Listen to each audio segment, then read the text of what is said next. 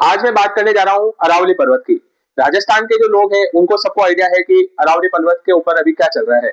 जैसे गुजरात की बात करें तो जस्ट अरावली पर्वत इस टाइप का है और जो बारिश आती है वो इस वे में आती है। मतलब आप समझ सकते हो जो अरावली पर्वत के इधर से निकलती है तो जो थार का जो एरिया है वो बिल्कुल इस साइड रह जाता है और जिस साइड से बारिश आती है वो इस साइड से इधर रह जाता है।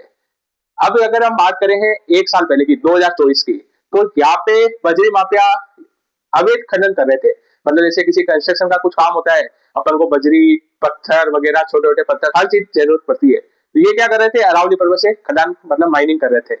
तो लोगों ने इनको कहा कि भाई यार इधर से मत करो और ये मामला जाता है सुप्रीम कोर्ट में। अब सुप्रीम कोर्ट इसमें क्या फैसला लेती है कि 100 मीटर से ऊपर जितने भी पर्वत होंगे उनको हम अरावली पर्वत की श्रेणी में गिरेंगे। मतलब इससे ऊपर जो पर्वत होंगे उसको हम तोड़ेंगे नहीं, मतलब उसकी जो हमें कहते हैं ना माइनिंग वो नहीं करेंगे। बाकी जितने भी पर्वत है जैसे 100 मीटर से नीचे उनकी हम आराम से माइनिंग कर सकते हैं, मतलब आप कंस्ट्रक्शन के लिए यूज कर सकते हो। अब आप कहोगे कि ठीक है भैया कोई दिक्कत नहीं, अरावली पर्वत है ऊपर ही होंगे। भैया 100% जैसे अगर एग्जाम्पल लेके चलू 10,000 अगर अरावली पर्वत है उसमें से 1,000 सिर्फ ऐसे है कि जो 100 मीटर से ऊपर की हाइट रखते हैं। बाकी 90% जो है वो इस हाइट से रखते ही नहीं, मतलब 1,000 100 मीटर से जस्ट नीचे ही हाइट रखते हैं।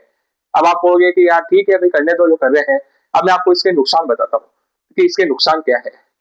सबसे पहले कि अरावली जो पर्वत है इस टाइप से है और अपना एक साइड तो है थार का एरिया और एक साइड पड़ता है हाफ राजस्थान, मतलब राजस्थान का एरिया प्लस दूसरे जो स्टेट है वो। अगर ये पर्वत नहीं होता, जैसे मैंने पर्वत हटा दिया, तो थार कितना लॉन्ग जा सकता था, कितना लंबा जा सकता था उसकी अपन कल्पना नहीं कर सकते थे। मतलब आप ये भी एजेंट्स कर सकते थे, ये भी सोच सकते थे कि यार किस स्टेट तक ये लास्ट, मतलब आप वेस्ट बंगाल को भी जोड़ लो वो भी एरिया आपके थार के रेगिस्तान के पास में हो सकता था। मतलब एग्जैक्ट में नहीं बता सकता लेकिन अगर ये पर्वत नहीं होता तो। और लोग इसको काटने की बात करें कि भाई ठीक है यार 100 मीटर से ऊपर जितने भी है उनको रहने दो बाकी सबको डिस्ट्रॉय कर दो। सबसे बड़ी बात, अभी जो दिल्ली में पोल्यूशन चल रहा है उसको उसका क्या, मतलब अभी 400 से जस्ट पार चल रहा है उस चीज का।